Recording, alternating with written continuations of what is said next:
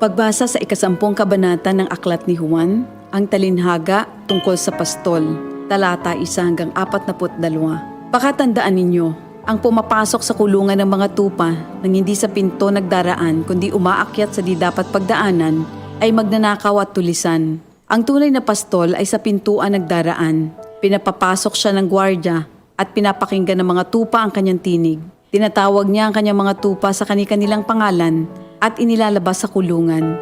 Kapag nailabas na, siya'y nangunguna sa kanila at sumusunod naman ang mga ito sapagkat kilala nila ang kanyang tinig. Hindi siya sumusunod sa iba kundi patakbong lumalayo sapagkat hindi nila kilala ang tinig ng iba. Sinabi ni Jesus, ang talinhagang ito, ngunit hindi nila nauunawaan ang ibig niyang sabihin. Kaya't muling sinabi ni Jesus, pakatandaan nyo, ako nga ang pintuang dinaraanan ng mga tupa. Ang mga nauna sa akin ay mga magnanakaw at mga tulisan, ngunit hindi sila pinapakinggan ng mga tupa. Ako ang pintuan. Ang sino mang pumapasok sa pamamagitan ko ay maliligtas. Papasok siya't lalabas at makakatagpo ng pastulan. Dumarating ang magnanakaw para lamang magnakaw, pumatay at manira. Naparito ako upang ang mga tupa ay magkaroon ng buhay, ng isang buhay na masagana at ganap. Ako ang mabuting pastol. Iniaalay ng mabuting pastol ang kanyang buhay para sa mga tupa. Ang bayaran ay tumatakas kapag may dumarating na asong gubat. Iniiwan niya mga tupa palibhas ay hindi siya pastol at hindi kanya ang mga ito. Kaya't sinusunggaban ng asong gubat ang mga ito at binubulabog.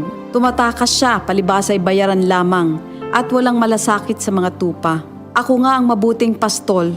Kung paanong kilala ko ng Ama at siya kilala ko, gayon din naman kilala ko ang aking mga tupa at ako'y kilala nila. At iniaalay ko ang aking buhay para sa aking mga tupa. Mayroon akong iba pang mga tupa na wala pa sa kulungang ito. Kinakailangan sila'y ipasok ko rin at papakinggan naman nila ang aking tinig. Sa gayon magiging isa na lamang ang kawan at isa ang pastol.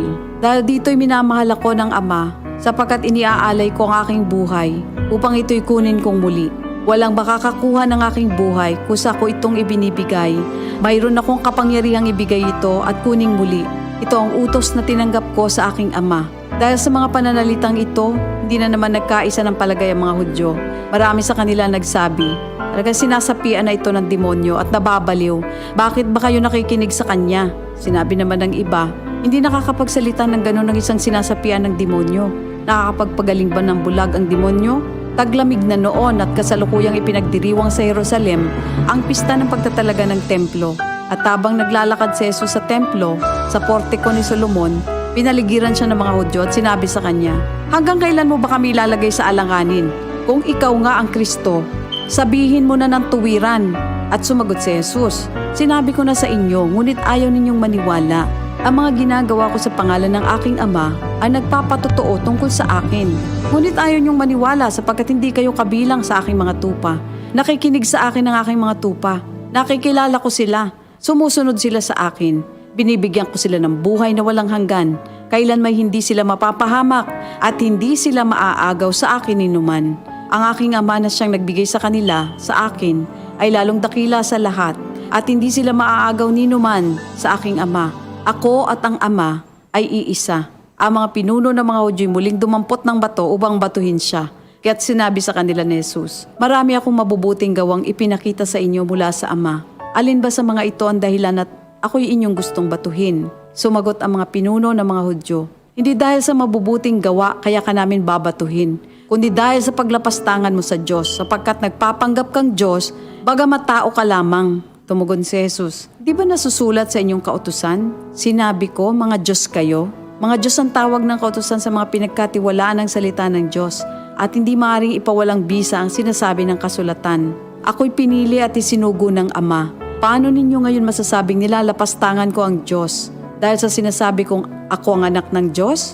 Kung hindi ko ginagawa ang mga pinapagawa ng aking Ama, huwag niyo akong paniwalaan. Ngunit kung ang ginagawa ko ay ang mga ito, paniwalaan ninyo ang aking mga gawa kung ayaw ninyong maniwala sa akin. Sa gayon matitiyak ninyong nasa akin ang Ama at ako'y nasa Kanya. Kaya tinangka naman nilang dakpin si Jesus ngunit siya'y nakaalis. Muling pumunta si Jesus sa ibayo ng Jordan sa pook na dating pinagbautismohan ni Juan. Habang naroroon siya'y maraming lumalapit sa kanya. Sinasabi nila, si Juan ay walang ginawang himala, ngunit totoo ang lahat ng sinabi niya tungkol sa taong ito. at doon maraming sumampalataya kay Jesus. Ito ang salita ng Diyos. DCXL News, ang himpilan ng RM